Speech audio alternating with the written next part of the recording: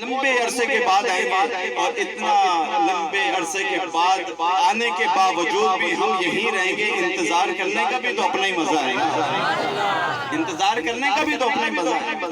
خیر بادشاہ نے 400 گھر بھی تعمیر کیے، شادیاں بھی کروائیں، اور شادیاں کروانے کے بعد بادشاہ نے ایک خط لکھا۔ کیا لکھا؟ ایک خط لکھا، اس میں نبی صلی اللہ علیہ وسلم کی شان میں پورا قصیدہ لکھا، اور حضور پر ایمان بھی لے کے آیا، حضور کا کلمہ بھی پڑھا، حضور کی غلامی بھی اس نے اختیار کر لیا، اور آخر میں نا اس نے مہر لگائی۔ کیا لگائی؟ مہر۔ مہر کس سے لگاتے ہیں؟ انک سے، سیاہی سے لگاتے ہیں، لیکن اس بادشاہ نے سیاہی سے یعنی انک سے جو ہے وہ مہر نہیں لگائی، سونا پگھلایا گیا۔ فرمایا سونے کے نام یہ خط لکھ رہا ہوں تو مہر بھی جو ہے سونے سے لگانی ہے۔ سونے کو پگھلا کر جو ہے مہر لگائی گئی۔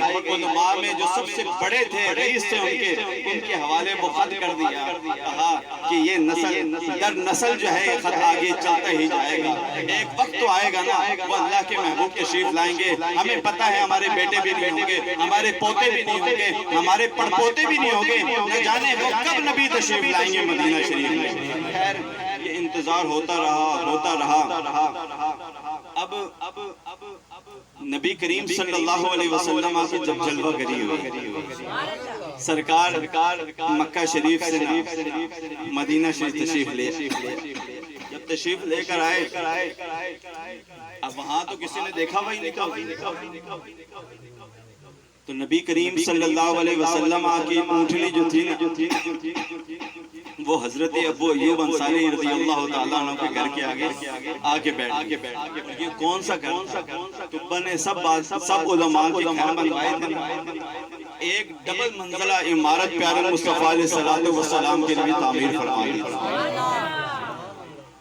ایک ڈبل منزل گھر جو تھا حضور کے لیے، اس وقت عرب میں یہ رواج بھی نہیں تھا، لیکن حضور کے لیے ایک گھر بنایا جو ڈبل منزل تھا۔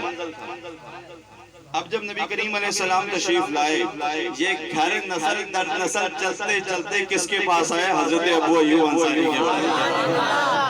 اونٹنی اسی گھر کے پاس آکے بیٹھ گئی۔ اب جانتا کوئی نہیں تھا، ایک بندہ جب آیا اس کا نام تھا ابو لیلہ۔ میرے آقا صلی اللہ علیہ وسلم کا جو خط تھا نا بادشاہ نے دیا تھا، یہ ابو لیلہ کے حضور علیہ السلام سے جب اس کی ملاقات ہوئی تو نبی کریم علیہ السلام نے اس کی طرف دیکھا، فرمایا او ابو لیلہ، جان پہچان نہیں ہے، پتہ ہی نہیں ہے بندہ کون ہے، لیکن میرے آقا کا علم ناپنے والوں، تولنے والوں، نگاہ مصطفیٰ کا عالم تو دیکھو۔ جب اس بندے پہ نظر پڑی، فرمایا او ابو لیلہ، وہ تیری جیب میں جو خط پڑا ہے وہ تو نکال کر۔ وہ بندہ حیران ہوا کہ یار ہماری ملاقات بھی پہلے نہیں ہوئی، ایک دوسرے سے تعارف بھی نہیں ہے، اور ان کا علم کتنا وسیع ہے، ان کی نظر کتنی گہری ہے کہ انہوں نے میرا نام بھی پہچان لیا ہے، اور انہیں یہ بھی پتا ہے کہ میری جیب میں خط بھی موجود ہے۔ وہ کہنے لگا من انت، آپ کون؟ نبی کریم علیہ السلام نے فرمایا محمد الرسول اللہ، لیکن تو میرے خط میں نکال۔ کیا نکالو؟ خط نکالو۔ خط نکالا۔